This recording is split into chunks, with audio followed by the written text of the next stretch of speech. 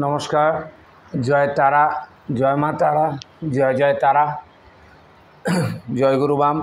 ওং নমো নারায়ণ, নমো পার্বতীপতে, হর হর মহাদেব। জয় শ্রীরাম, জয় হনুমান, জয় জগন্নাথ। হিন্দু ধর্মের জয়, সনাতন ধর্মের জয়। তো দর্শক বন্ধু সবাইকে আমার শুভেচ্ছা। আপনারা আমাকে দেখছেন, সামান্যভাবে সাবস্ক্রাইব করছেন, এতেই আমার হবে। আর আমি এগুলো তো কখনো বলি না ভিডিও শুরুতে যে এখানে হাত দিন, এখানে হাত দিন, এই বটন প্রেস করুন, ওই বটন প্রেস করুন। এটা আমার স্বভাব বিরুদ্ধ। চাইতে হবে না কিছু মায়ের কাছে, যা দেবার মা তা নিজেই দেবে। আজকে যত ভিডিও আমার আপলোড আছে, যারা নতুন তারা আমার পুরনো স্ট্যাটাসগুলোতে যাবেন। শনির ট্রানজিট, বৃহস্পতির ট্রানজিট, রাহুকেতুর ট্রানজিট এবং বিভিন্ন গ্রহ আপ টু আমি শুরু করেছি কেতু থেকে। সবাই রবি থেকে কেতুতে যায়, আমি কেতু থেকে রবিতে আসছি। পেছন থেকে সামনের দিকে আসা শুরু করেছি। সেখানে আমার এপিসোড এখন চলছে দেবগুরু বৃহস্পতিকে নিয়ে। তো জনতা জনার্দনই শেষ কথা বলবে। তারা পুরো ভিডিওটা দেখবে কি না, তারা কমেন্টস করবে কি না, তারা লাইক দেবে কি না, তারা সাবস্ক্রাইব করবে কি না, তারা আমার হোয়াটসঅ্যাপ নাম্বারে যোগাযোগ করবে কি না, সব কিছু। আজকে যে জিনিসটা নিয়ে আলোচনা করব,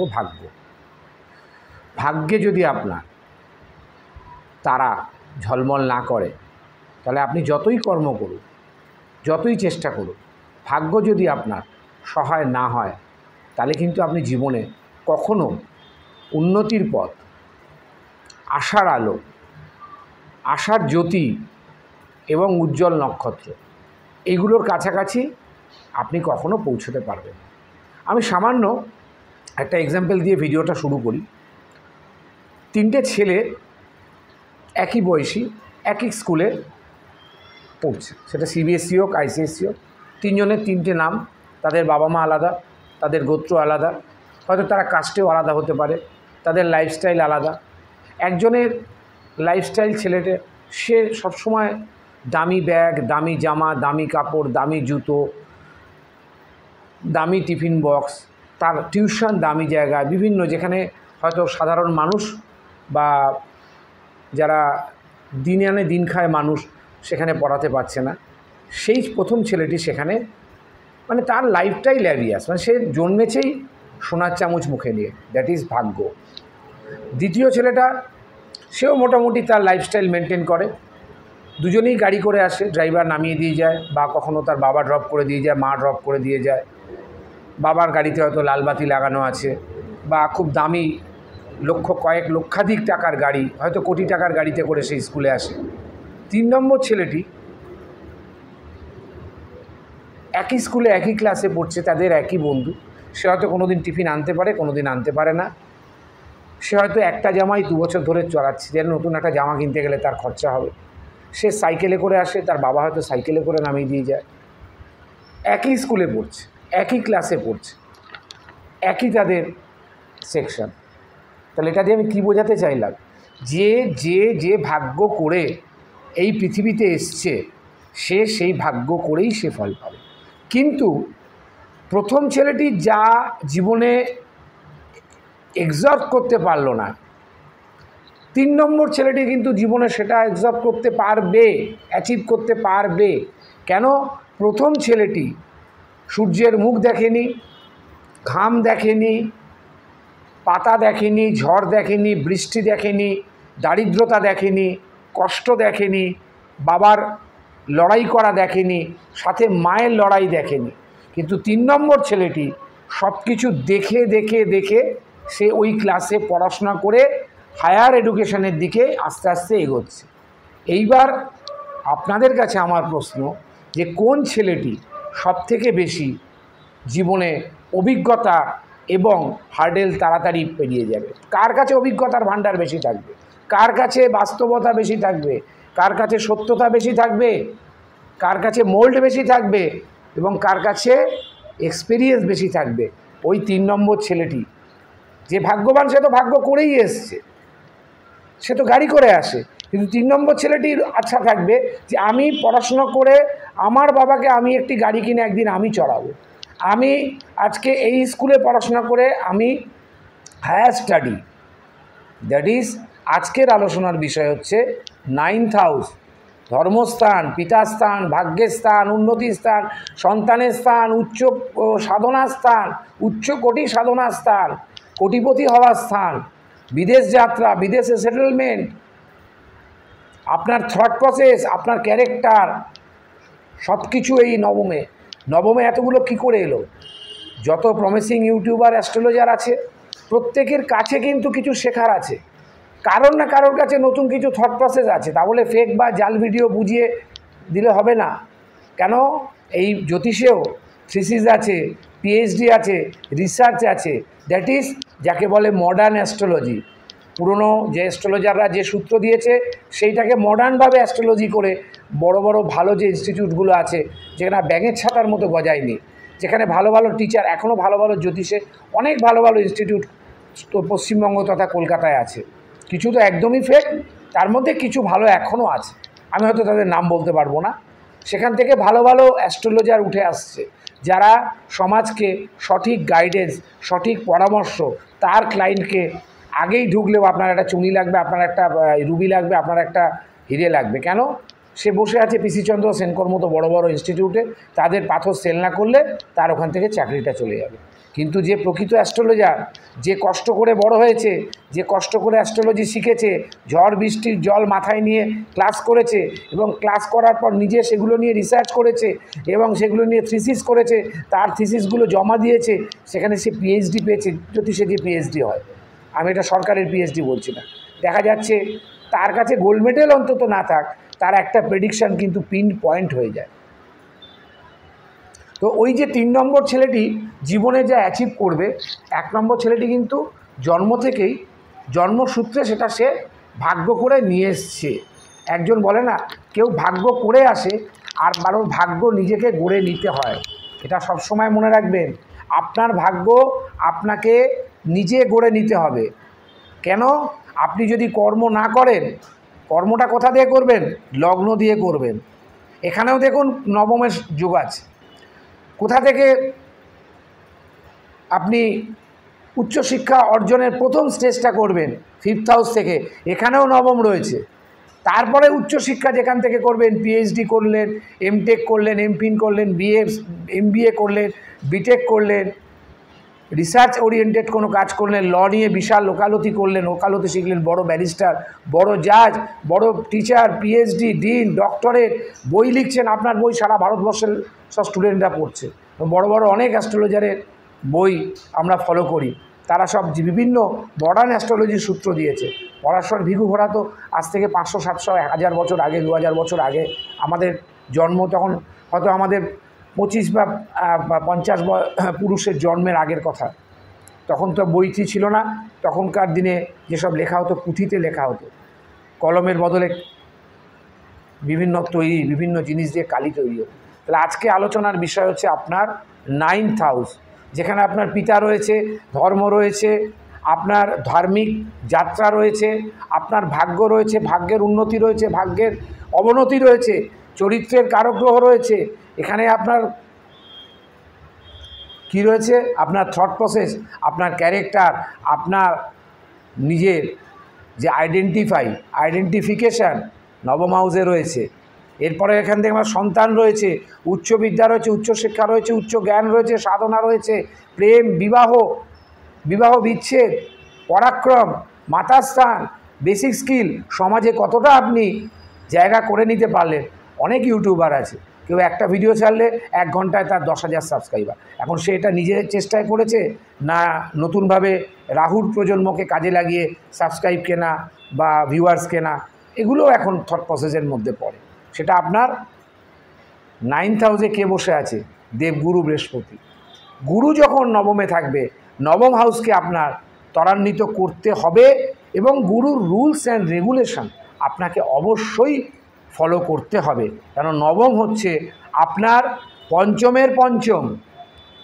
আপনি 5 নম্বর ঘর পেছনে চলে যান, সেখানে 5th হাউস, সেখান থেকে মধ্যম জ্ঞান, সেখান থেকে সাধনা, আপনার প্রারাব্ধ, আপনার আগের জন্ম, আপনার সন্তান, আপনার প্রেম।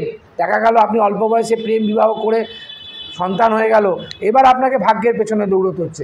বা কেউ ভাগ্য উন্নতি করার পর অনেক বেশি বয়সে বিয়ে করছে। 9th হাউসে বৃহস্পতি থাকলে অনেক সময় বিবাহ অনেক দেরিতে হয়, সন্তানাদিও অনেক দেরিতে হয়। কিন্তু টুডে অ্যান্ড টুমোরো 9th হাউসের বৃহস্পতির কিন্তু সন্তান ভাগ্য ভালো, এবং সন্তান পুত্র সন্তান হওয়ার সম্ভাবনা বেশি। সন্তান যদি পুত্র সন্তান নাও হয়, যে সন্তানই হোক, কন্যা সন্তানই হোক বা যাই হোক, কন্যা পুত্র ছাড়া আর তো কিছু হওয়ার নেই, বাট অরফ্যান চাইল্ড বা বিকলাঙ্গ এই ধরনের সন্তান হওয়ার কোনো যোগ থাকে না। এখানে যে সন্তান হয় হীরের টুকরো।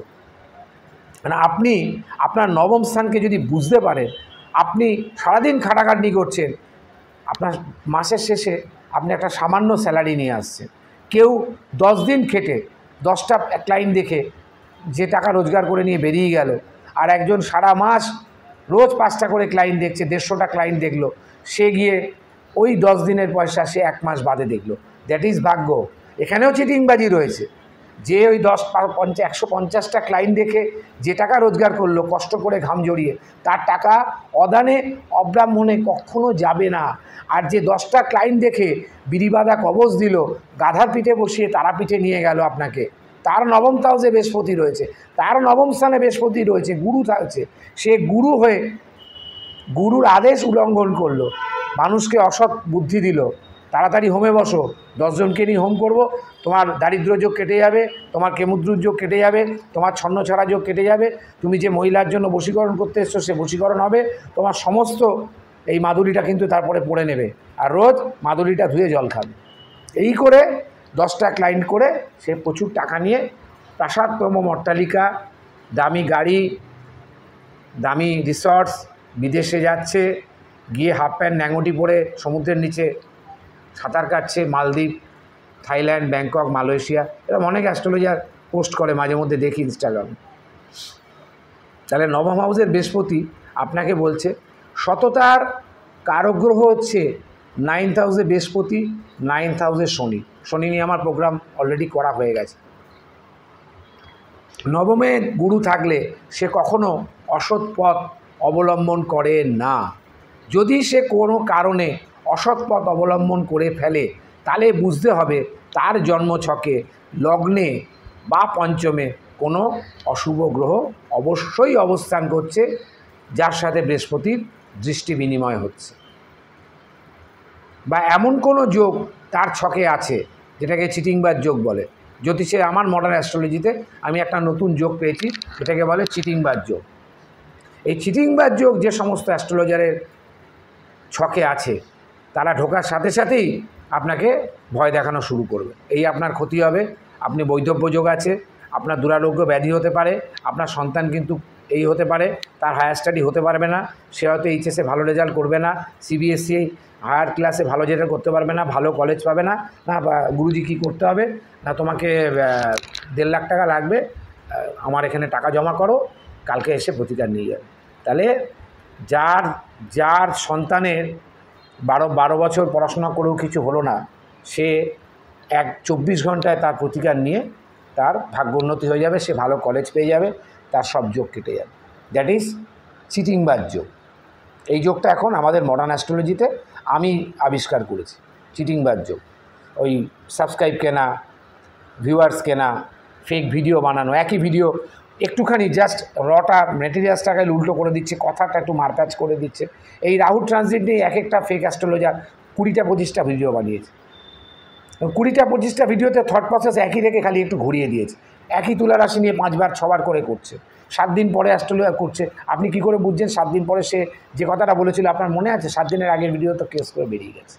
এবং এরকম দেখার জন্য কিছু পাবলিক আছে যাদের কোনো কাজ নেই, সারাদিন শুধু খালি জ্যোতিষ করে বসে আছে। জ্যোতিষ করলে হবে না, আপনাকে কর্ম করতে হবে, কেননা একটি দৃষ্টি লগ্নে আছে। তো লগ্নে যখন আছে আপনাকে খাটতে হবে, শরীরকে চালাতে হবে, বুদ্ধি লাগাতে হবে, থট প্রসেস দেখাতে হবে, আপনার বাক্য বিনিময় করতে হবে, আপনার মুখনিসৃত বাণী দিয়ে আপনি পয়সা রোজগার করবেন, শরীরের শ্রম দিয়ে পয়সা রোজগার করবেন।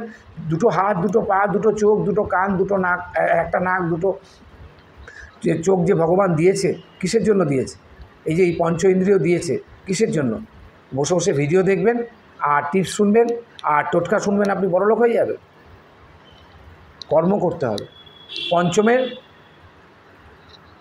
নবমে বসে বৃহস্পতি তার প্রথম পঞ্চম দৃষ্টিটা দিচ্ছে আপনার লগ্নে, সপ্তম দৃষ্টিটা দিচ্ছে আপনার থার্ড হাউসে, নবম দৃষ্টিটা দিচ্ছে কিন্তু পঞ্চমে। তাহলে এখানেও সেই পঞ্চমই পঞ্চম, মানে 5টা আঙুল, পঞ্চ ইন্দ্রিয়, পঞ্চ পাণ্ডব, বাবা পঞ্চানন। পঞ্চম হাউসের এতটাই গুরুত্ব, কারণ নবমে যখন বসবে তার একটা দৃষ্টি অবশ্যই বৃহস্পতির পঞ্চমে যাবে। বৃহস্পতি যখন নবমে থাকবে তার একটা দৃষ্টি তো লগ্নে যাবে, তাহলে লগ্নকেও সে কখনো ড্রাইভার্ট হতে দেবে না, পঞ্চমকেও সে কখনো ড্রাইভার্ট হতে দেবে না। কোনো কারণে এই নবমের জাতকের জন্মছকে যদি গুরুচণ্ডাল থাকে তাহলে সে একমাত্র তার কাটা হবে, এছাড়া সে মোটামুটি ভালোভাবে বেরিয়ে যাবে। যদি কোনো কারণে চন্দ্র কেমুদ্রুম যোগে চলে আসে, বা চন্দ্র রাহু থাকে, বা চন্দ্র কেতু থাকে, তাহলে লাইফটা একটু স্মুথ হবে না, একটু কণ্টকময় লাইফ হবে, মানে কাঁটাযুক্ত লাইফ, যেটা বৃহস্পতি শনির ঢাইয়াকে বলা হয় কণ্টক শনি।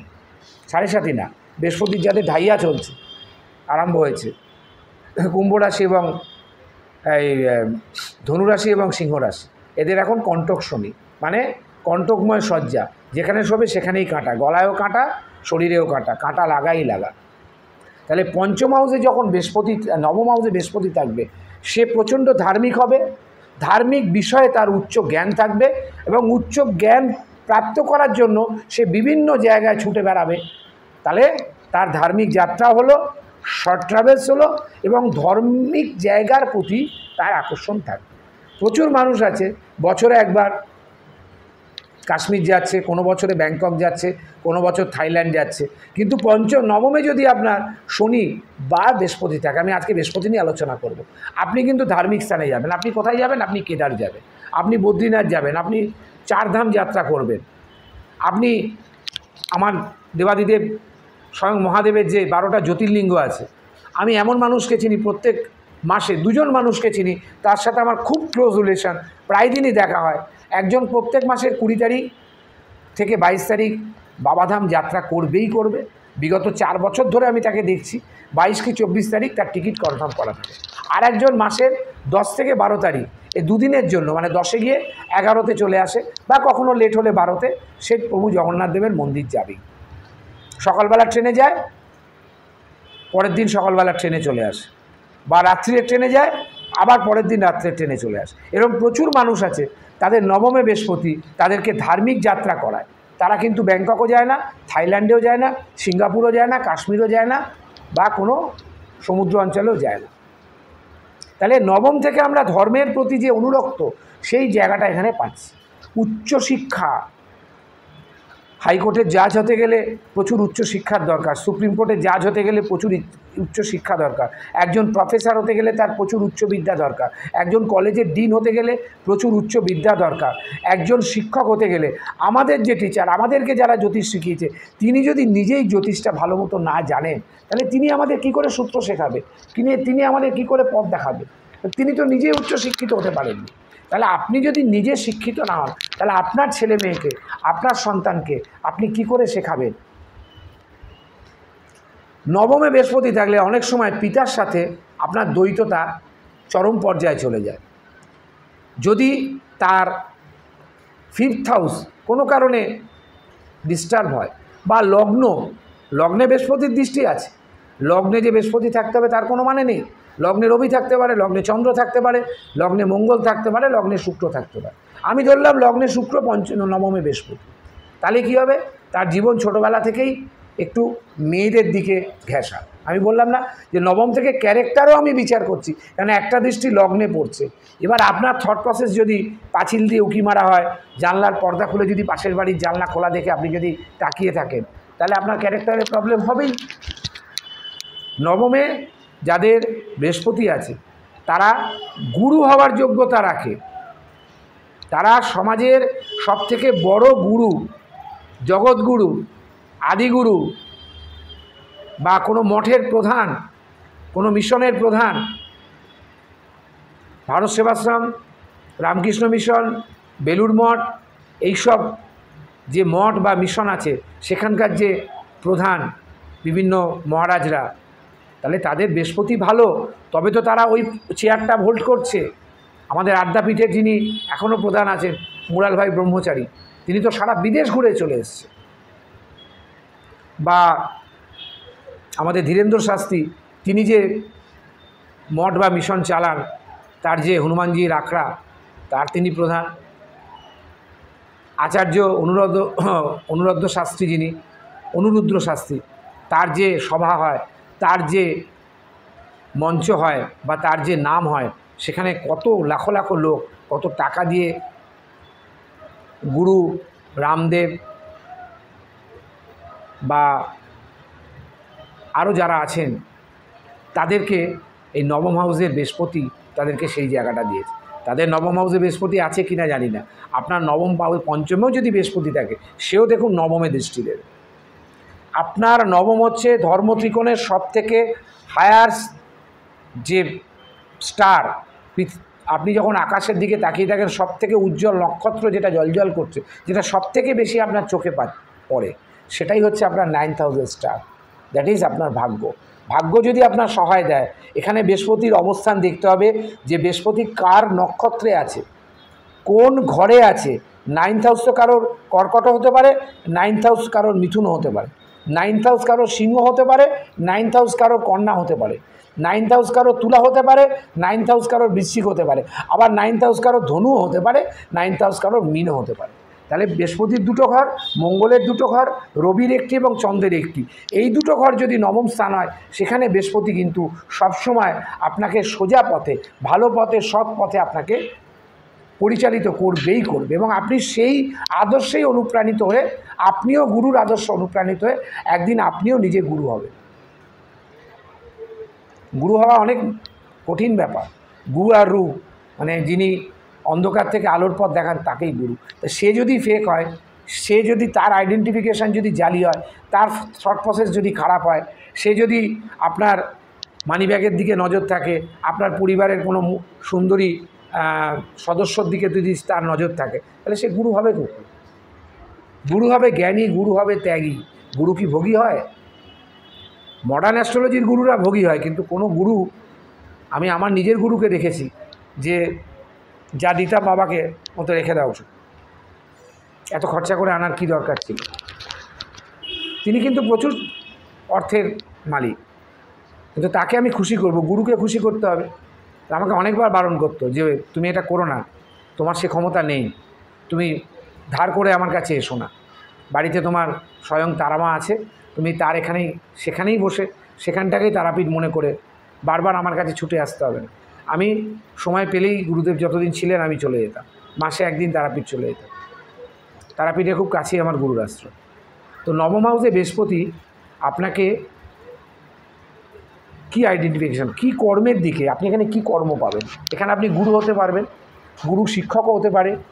এখানে আপনি ভালো জাজ নিয়ে যদি পড়াশোনা করেন, মানে ল নিয়ে যদি পড়াশোনা করেন, আপনি যদি শিক্ষকতা নিয়ে পড়াশোনা করেন, আপনি যদি কোনো কিছু রিলেটেড, যে কোনো রিলেটেড যেখানে রিসার্চ আছে সেটা নিয়ে পড়াশোনা করলে আপনি পিএইচডি বা ডিলিট বা ডক্টরেট, মানে ডক্টর যারা হয়, মানে ডক্টর মানে যারা চিকিৎসা করে সেই ডক্টর না, ডক্টরেট যারা হয় তারা কিন্তু হায়ার বৃহস্পতির অবশ্যই এখানে যোগাযোগ বা সম্ভাবনা অবশ্যই থাকবে। বৃহস্পতি যদি নবমে থাকে তাহলে আপনাকে আপনার বিবাহিত জীবন একটু লেট রাইজ হতে পারে, কেননা এখানে লোকে হায়ার স্টাডি করতে গিয়ে অনেক সময় বিয়ের বয়সটা পেরিয়ে আসে। আমি নবমে বৃহস্পতি অনেক চার্ট দেখেছি 35-এর পরে বিয়ে হয়েছে, কারোর হয়তো সন্তান এখনও হয়নি, কারোর হয়তো তাড়াতাড়ি সন্তান হয়েছে, বা মডার্ন সায়েন্সকে কাজে লাগিয়ে আইভিএফ বলে না, যাই হোক কিছু একটা বলে, যেটা টিউব বিয়ের মাধ্যমে যে বেবি হয়, মডার্ন সায়েন্সের দৌলতে যে বেবি হয়, সেই বেবি তারা কনসেপ্ট করেছে। তো এই যে উচ্চশিক্ষা করতে গিয়ে সব সময় দেখবেন এরা বইয়ের মধ্যে পড়ে আছে, এরা ধর্মের পথে রয়েছে, এরা ধর্মযাত্রা করছে, শর্ট ট্যুর করছে, বিদেশেই দিলে এরা নিজেদের ধর্মকে নিয়ে প্রচার করবে। বিদেশে যাওয়ার দ্বিতীয় ঘর হচ্ছে 9th হাউস, 12th হচ্ছে আপনার ওখানে সেটেলড হওয়া, সপ্তম হচ্ছে যোগাযোগ, ফ্লাইটের টিকিট কাটছে। 9th হাউসে কিন্তু বিদেশে গিয়ে প্রচুর মানুষ ধর্ম প্রচার করছে। ভারতবর্ষে প্রচুর মানুষ আছে বিদেশে গিয়ে, বিদেশ মানে টোটাল ভারতবর্ষ বাদ দিলে বাকি যত দেশ আছে মুসলিম কান্ট্রি বাদ দিয়ে সব কান্ট্রিতে আমাদের ইসকন দেখবেন, রামকৃষ্ণ মিশন দেখবেন, ভারত সেবাশ্রম দেখবেন, পাবেনই পাবেন। কোনো না কোনো সাধু সন্ত আখড়া দেখবেন আপনি। কারা করেছে? সেখানকার লোক করেছে না, আমাদেরই হিন্দু ভাইরা, হিন্দু ধর্মের বড় বড় ধর্ম যাজকরা, ধর্মগুরুরা নবমে গিয়ে নবমের বৃহস্পতির দৌলতে সেখানে গেছে। নবমে বৃহস্পতি থাকলে অর্থের অভাব কোনো দিন হবে না, আপনি কিন্তু কোটিপতিও হতে পারেন। দেখা গেল আপনি যে পদে আছেন, আপনি হাত লাগালেই আপনার সেখানে সোনা ফলছে।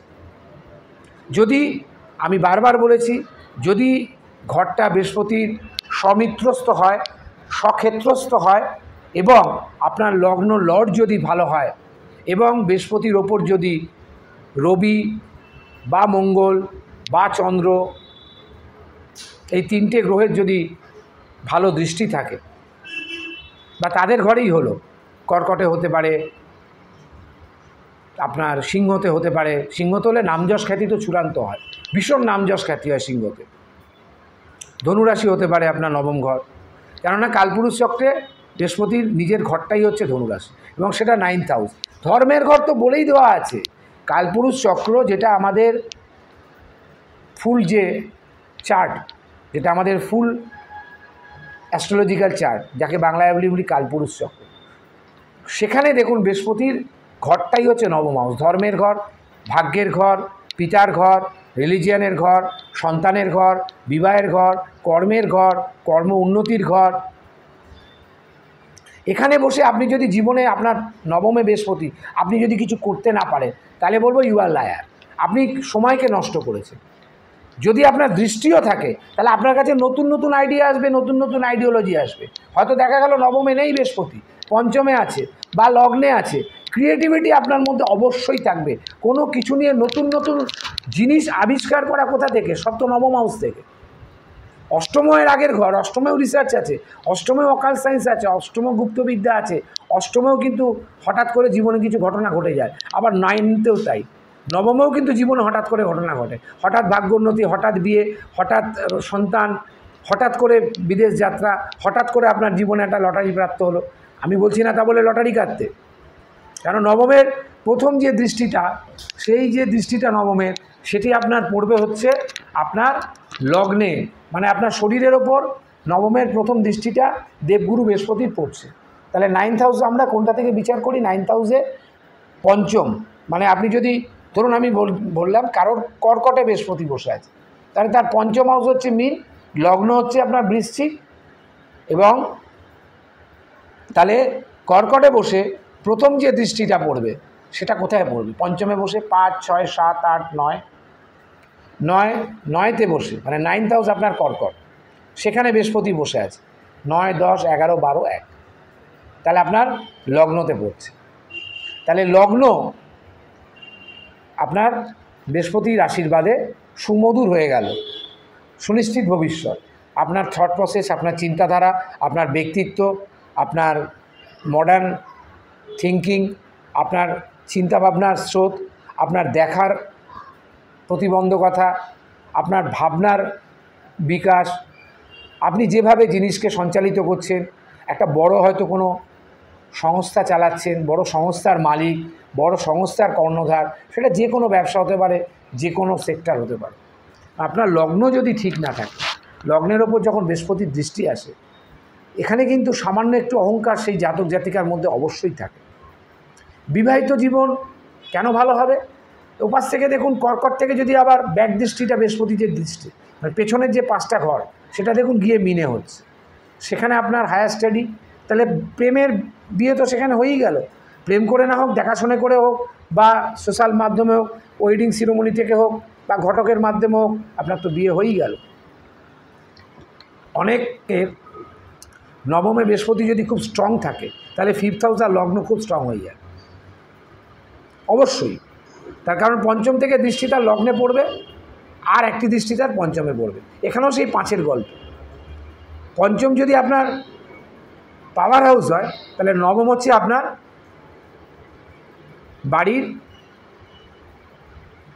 50 ওয়াটের এলইডি লাইট, ধপধপ ধপধপ করে জ্বলছে, সাদা একদম, কোনো চোখে লাগছে না, কোনো বারবার দপদপ করে টিউবের মতো জ্বলছে না, এক চান্সে জ্বলছে, ইলেকট্রিক খরচা কম। কিন্তু লাইট বেশি, এই জন্য তো এলইডি মডার্ন সায়েন্স। খারাপ হলে অন্যর কথা, একটা 50 ওয়াটের এলইডি টিউবের যা আলো আর একটা আগেকার দিনে আমাদের যে টিউব ছিল ধরে ধরে জ্বালাতে হতো, স্টার্টার লাগতো, তারপরে বিভিন্ন আরও পার্টস লাগতো, চোখ থাকতো তার। তা আজকের দিনে একটা এলইডির কিছুই থাকে না, এলইডিটা লাগিয়ে দিলেন, তার জড়িয়ে দিলেন, তার মধ্যেই সব কিছু আছে। মডার্ন সায়েন্সকে এইভাবে ডেভেলপমেন্ট করা হয়েছে।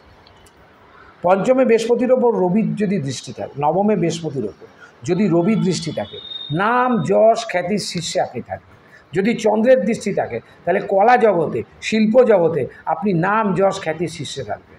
যদি আপনার ধনু রাশিতে বৃহস্পতি কারো নবম পাবে, তাহলে ধর্মের ক্ষেত্রে আপনি মহান গুরু, আপনার মতাদর্শ এবং আপনার পথ সবাই অবলম্বন করবে। এই যে গুরু কৃপাই কেবলম, এটা যদি মিনে থাকে, মোক্ষের ঘরে থাকে। মিন হচ্ছে আমাদের কালপুরুষ চক্রে মোক্ষের ঘর, সেটাও বৃহস্পতিকে দেওয়া আছে, সেখানে থাকলে অবশ্যই মোক্ষ লাভ হবে। এখানে সব কিছুর মধ্যে নবমে ধর্মটাকে আমি সবার আগে প্রায়োরিটি দিচ্ছি। তার কারণ আপনি যদি ধার্মিক না হন, আপনার মনের মধ্যে কুবুদ্ধি ঢুকবে। আপনি ধার্মিক যাত্রা না করলে আপনার মনের মধ্যে আনন্দ উৎসাহ, হয়তো দীঘায় গিয়ে টাল খেতে খেতে জগন্নাথ মন্দিরে চলে গেলে, পুরীর মন্দিরে তো আপনাকে ঢুকতেই দেবে না, কোনো চান্সই নেই, দেখলেই ওরা বুঝে যায় যে তার কাটা জিনিস আর টাল খেয়ে এসছে, তো সুতরাং সেখানে কোনো দিন দেবে না। এবং 5th হাউসে যখন দৃষ্টিটা পড়ে, বৃহস্পতির আড়াআড়ি দৃষ্টি পঞ্চমেও পড়ছে, লগ্নতেও পড়ছে, তাহলে পঞ্চমে যখন পড়ছে, যদি আপনার তাড়াতাড়ি বিয়ে হয়, সন্তান ভাগ্যও তাড়াতাড়ি হয়, আপনার লাইফটা একটা গোছানো সিকিউর লাইফ হয়ে গেল। আপনার ধরুন 26-এ বিয়ে হলো, 28-এ আপনার সন্তান হলো, আমার কাছে হঠাৎ করে বয়সটা চলে এলো, 26-এ বিয়ে হলো, 28-এ ছেলে হলো, আপনার বয়স যখন 50, আপনার ছেলের বয়স কত? 22-এ পা দিচ্ছে, মানে ছেলেও আপনার যুবক হয়ে গেল। তাহলে আপনার চিন্তা কি? আপনার শেষ বয়সের লাঠি তো রেডি। আপনি যদি নিজেও কিছু করতে না পারেন, লাঠি কিছুটা হলেও তো ভরসা। সন্তান, আমি মনে করি পৃথিবীতে 3টে সুখকে আমি সবার আগে রাখতে চাই। আপনারা বেছে নিন কোন সুখটা সব থেকে বড়, অর্থ সুখ, না স্ত্রী সুখ, না সন্তান সুখ? কোন সুখটা আপনি সব থেকে বেশি প্রায়োরিটি দেবেন? আপনার কাছে প্রচুর অর্থ আছে, গাড়ি বাড়ি টাকা পয়সা সোনা দানা bank balance liquid fund share মার্কেটে ইনভেস্ট, সেটা আপনি সব থেকে সুখী? না আপনার একটি ভালো বউ, একটি পতিব্রতা বউ, চরিত্রবতী বউ, সে রাজ্যে, সে চুলও বাজছে, বাচ্চাকেও মানুষ করছে, পড়াশোনাও করাচ্ছে, স্কুলেও দিয়ে আসছে, আপনার সেভিংসের দিকেও চিন্তা করছে, আপনার টিফিনও করে দিচ্ছে, আপনি না ফিরলে ফোনও করছে, সেই বউটি, আপনি কি তার থেকে সুখী? না আপনার 50-60 বছর বয়সের পর যদি ছেলে টাল খেতে খেতে আসে, ছেলে যদি টালের বদলে অন্য মানে মায়াকার ল খেতে খেতে যদি আসে, এসে যদি আপনাকেই ধাক্কা দেয়, দরজায় বাড়ি মারে, বা পরের দিন সকালে ওই ছেলের কাছেই কেউ হয়তো 5,000 10,000 টাকা পাচ্ছে, এসে গালাগালি করছে, বা সেই ছেলেই পরের কোনো বউকে নিয়ে বাড়িতে এসে সংসার পেতে বসে আছে, বা সমলিঙ্গের সাথে বসবাস করছে, সেম জেন্ডারে, তাহলে কি আপনি সুখী? সন্তান যদি ভালো হয়, তা আপনার বুক তো 26 থেকে 36 হবেই। থাক না, আপনার কাছে পয়সা কম থাকলো, অর্থ কম থাকলো, একটি ভালো স্ত্রী থাকলো, একটি পুত্র সন্তান থাকলো, বা একটি কন্যা সন্তান থাকলো, পুত্র কন্যা নিয়ে বিচার হয় না। বৃহস্পতি যার পঞ্চমে নবমে লগ্নে থাকবে, সন্তান ভাগ্য তার অবশ্যই ভালো হবে হবে হবে। এটা আমার থট অফ প্রসেস বা আমার পিএইচডি। লগ্নে পঞ্চমে নবমে কোনো একটি স্থানে যদি বৃহস্পতি থাকে, আপনার স্ত্রী ভাগ্য, আপনার সন্তান ভাগ্য অবশ্যই ভালো হবে। হয়তো আর্থিক ভাগ্যে আপনার ভালো হলো না, আপনি সারা জীবনটা কোনো রকমে কাটিয়ে গেলে, কিন্তু কেউ আপনাকে বলবে না ছেলে কুলাঙ্গা, বউ আর একজনের বাইকে করে ঘুরছে। কেউ আপনাকে চিটিংবাজ বলবে না। আপনি চিটিংবাজি আপনার রক্তে নেই, কারণ নবম হাউস থেকে তো পিতার ঘর। যদি পিতার সাথে সম্পর্ক আপনি ভালো রেখে চলেন, আপনার পিতাও কোনো একজন ধরুন পরিবারের নামকরা ব্যক্তি, আপনি তার সন্তান, আপনি এখানে পিতৃ পরিচয় 9th হাউস থেকে পেতে পারেন। অমিতাভ বচ্চনের ছেলে যাচ্ছে, মিঠুন চক্রবর্তীর ছেলে যাচ্ছে, কেউ বলে না যে অভিষেকের বাবা যাচ্ছে অমিতাভ, অভিষেক সেই পরিচয় পায়নি, কেউ মিঠুনের ছেলেকে জানেই না, যে ছেলে মিঠুনের ছেলের নাম কি, লোকে বলে ওই দেখুন তার ছেলে যাচ্ছে। তাহলে সন্তান পরিচয় পিতৃ পরিচয় সেটা ভালো না, পিতৃ পরিচয় সন্তান পরিচয় দুটোই কিন্তু একই টাকার এপিট আর ওপিট, টাকা কিন্তু এপিট আর ওপিট।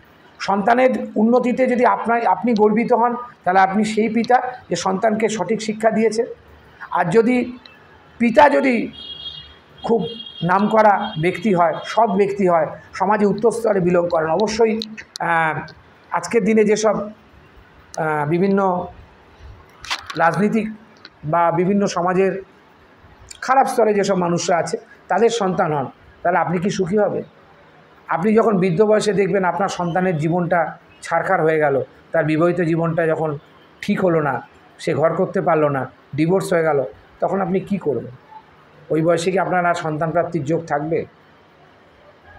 তো 9th হাউসে বৃহস্পতি যে প্রথম দৃষ্টিটা, সেটা আপনি যেদিক থেকেই গুনুন, একটি লগ্নে পড়বে, তাহলে আপনাকে ঠিক করে দেবে। কেন বৃহস্পতির দৃষ্টি হচ্ছে পদ্ম ফুলের মতো, আপনাকে ঠিক করবে, আপনার চিন্তাধারাকে ঠিক করবে, আপনার কার্যকারিতাকে ঠিক করবে, আপনাকে সোজা রাস্তায় নিয়ে যাওয়ার চেষ্টা করবে। আপনার শরীর স্বাস্থ্য খারাপ হলেও তাড়াতাড়ি সুস্থ হয়ে যাবে। তারপরে সপ্তম দৃষ্টিটা থাকবে আপনার 3rd হাউসে, পরাক্রম ঘর, বেসিক স্কিল, বুদ্ধি। বৃহস্পতি মানেই বুদ্ধির কারক গ্রহ। আপনি আপনার সমাজে বা আপনার বাড়ির সোশ্যাল সার্কেলের মধ্যে নাম, ডাক, ফেম সবই থাকবে। কেননা 9th হাউসের আরেকটি দৃষ্টি, নবম দৃষ্টিটা আপনার পঞ্চমে পড়বে। পঞ্চম নিয়ে আগের দিন ভিডিওতে আমি যথেষ্ট বলেছি, আরও কিছু বলবো যে 9th হাউসের এই যে লর্ড, এই 9th হাউসে বিভিন্ন গ্রহ থাকলে কী হয় সেটা তো আমি অ্যানালাইসিস করে একটা একটা করে বলতে আসছি, চন্দ্র অবধি, রবি অবধি আসবো। কিন্তু তারপরেও বলবো 9th হাউসে অন্যান্য গ্রহের লর্ডগুলো বিভিন্ন ঘরে থাকবে। এবার আপনাকে দেখতে হবে যে আপনার 9th হাউস কোনটা পড়ছে। আপনার বৃশ্চিক লগ্ন হলে 9th হাউস কোনটা পড়ছে? কর্কট। আপনার যদি তুলা লগ্ন হয় 9th হাউস কোনটা পড়ছে? মিথুন। তাহলে এই বৃশ্চিক লগ্নের 9th হাউসের লর্ড চন্দ্র যদি নবমে থাকে, তাহলে আপনার কি হবে? রবি যদি নবমে থাকে, রাহু যদি নবমে থাকে, কেতু যদি নবমে থাকে, শুক্র যদি নবমে থাকে, কী ফলাফল দিতে পারে? নবমের পঞ্চম বৃহস্পতি যখন তার 9 নম্বর দৃষ্টিটা, 5, 7 নয়, 9 নম্বর দৃষ্টিটা যখন পঞ্চমে দেবে, সন্তান ভাগ্য তরম্বিত করবে, সন্তান খুব ভালো হবে, অবিডিয়েন্ট চাইল্ড হবে, বাবার ওপর কথা বলবে না, হয়তো 2-4 কথা বন্ধুবান্ধবের সাথে বলতে পারে, হয়তো একটু বলতে পারে না আমি আজকে কলেজে যাব না, ভালো লাগে, কিন্তু দাঁত মুখ খিচিয়ে কথা বলবে। আপনার প্রেম ভাগ্য ভালো, সংসার ভালো হবে, উচ্চ জ্ঞান, তার মানে আপনার প্রারাব্ধ কর্মফল ভালো বলেই তো আপনার নবমে। যখনই 9th হাউসে কোনো শুভ গ্রহ থাকবে, চন্দ্র, রবি, বুধ, চন্দ্র, রবি, বুধ, বৃহস্পতি, শুক্র, চন্দ্র, রবি, বুধ, বৃহস্পতি, শুক্র, এই 5টি নৈসর্গিক শুভ গ্রহ যখন আপনার 9ম হাউসে থাকবে, তার মানে বুঝতে হবে আপনার 5th হাউসে প্রারাব্ধ কর্মফল অবশ্যই ভালো। আর 9th হাউসে এইসব গ্রহ থাকলে তার যে অ্যাডভান্টেজ, সেটা আপনি জীবনে যদি উঠাতে না পারেন, আপনি বসে থাকলে বড়লোক হবেন না, আপনাকে কর্ম করতে হবে। আমিও কর্ম করি, সকালবেলা উঠে গাছে জল দেওয়া, ফুল তোলা, বাজারে যাওয়া, ছেলে কলেজ যাচ্ছে তাকে এগিয়ে দেওয়া, নিজের দৈনন্দিন যা কাজকর্ম আছে ক্লায়েন্টদের সাথে কথা বলা, ভিডিও করব না সেটা চিন্তাভাবনা করা, বা ক্লায়েন্ট আসলে তার সঙ্গে টাইমিং করা, ক্লায়েন্ট চলে গেলে বা ভিডিওটা করে সঙ্গে সঙ্গে আপলোড করা। আমি কিন্তু আমার ভিডিও এডিট করি না, ওই জন্য আপনি আমার ভিডিওতে কোনো অ্যাস্ট্রোলজারকে আজ পর্যন্ত দেখবেন না ইউটিউব করতে করতে জল খাচ্ছে বা অন্য কোনো কারোর সাথে কথা বলছে, বা লাইট কখনো কম হচ্ছে কখনো বেশি হচ্ছে। তারা সব অ্যাটাচমেন্ট এবং সেটেলমেন্ট নিয়ে বসে আছে। আমার কাছে অ্যাটাচমেন্টও নেই, সেটেলমেন্টও নেই। আমার কাছে একটা জিনিস আছে, অনেস্ট মেন। এই করব, 8 ঘন্টা বাদেই আপনারা আপলোড পেয়ে যাবেন। তাতে হয়তো বেঁকেও যাচ্ছে ভিডিও, কখনো সোজা হয়ে বসছি, কখনো জল খাচ্ছি।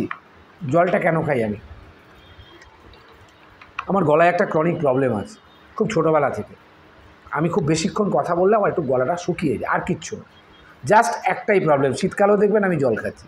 আমার শীতকালে যারা ডিসেম্বরের ভিডিও দেখেছে বা প্রথম থেকে আমার যারা সাবস্ক্রাইবার, দেখবেন আমি শীতকালেও জল খাচ্ছি, গরমকালেও জল খাচ্ছি, বর্ষাকালেও জল খাচ্ছি।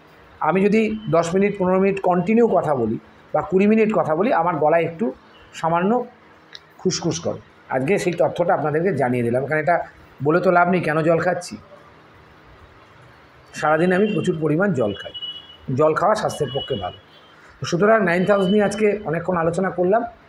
এরপরে ভিডিওতে নিশ্চয়ই আসবো। আপনারা সবাই ভালো থাকুন, সবার মঙ্গল কামনা করি, সবার সন্তানের উন্নতি কামনা করি এবং সবার জন্য মায়ের কাছে একটাই প্রার্থনা করি, আমার ভিডিও কখনো যেন ফেক প্রমাণিত না হয়, আমি যেন আপনাদেরকে কখনো ভুল না বোঝাই, আমার কাছে এসে কেউ যেন প্রতারিত না হয়।